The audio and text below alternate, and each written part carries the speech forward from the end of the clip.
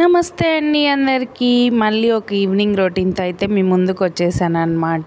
ఈరోజు evening routine లేట్గా start అయిపోయింది. ఎందుకంటే బాగా పడుకొని లేచామన్నమాట నేను పిల్లలు. సో అందుకని లేట్ అయిపోయింది. సో అందుకనే ఫాస్ట్గా పనులు అయితే చేసేస్తున్నా. ఈరోజు నేను మీతో ఇంకొక టాపిక్ అయితే షేర్ చేసుకోవాలి అనుకుంటున్నా.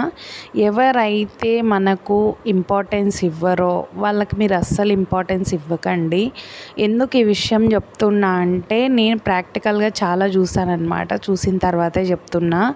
వాళ్ళు మనకి ఇంపార్టెన్స్ ఇవ్వకపోయినా సరే మనం వాళ్ళ మీద పడి మాట్లాడడము, పదే ఫోన్లు చేయడము, అవి ఇవి చేస్తే వాళ్ళకి చులకనైపోవడం తప్ప ఏమీ లాభం ఉండదన్నమాట. సో మనం 4 సార్లు కాల్ చేసినప్పుడు అట్లీస్ట్ మనల్ని గుర్తుపెట్టుకొని ఒక్కసారి వాళ్ళు కాల్ చేసే విధంగా ఉంటేనే ఇంపార్టెన్స్ ఇవ్వండి. లేదంటే మీరు కూడా అవాయిడ్ చేయడం బెటర్.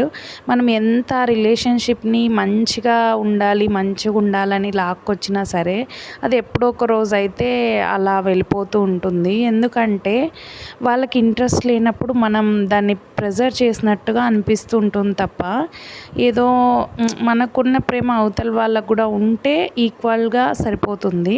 సో అలా లేనప్పుడు మనమే వాళ్ళ స్పేస్ వాళ్ళకి ఇచ్చేసి మన పనిలో మనం ఉండడం చాలా బెటర్ అనమాట. తర్వాత నిదానంగా బాధపడడం కన్నా ఇది చాలా బెటర్ అని నాకు అనిపిస్తుంది. ఇంతకీ మీరేమంటారో కామెంట్ చేసేయండి. మీ అభిప్రాయాలను కూడా కామెంట్స్లో అయితే షేర్ చేసుకోండి. ఇది నా ఈవినింగ్ రొటీన్ ఇంకా టోటల్గా కంప్లీట్ అయిపోయింది.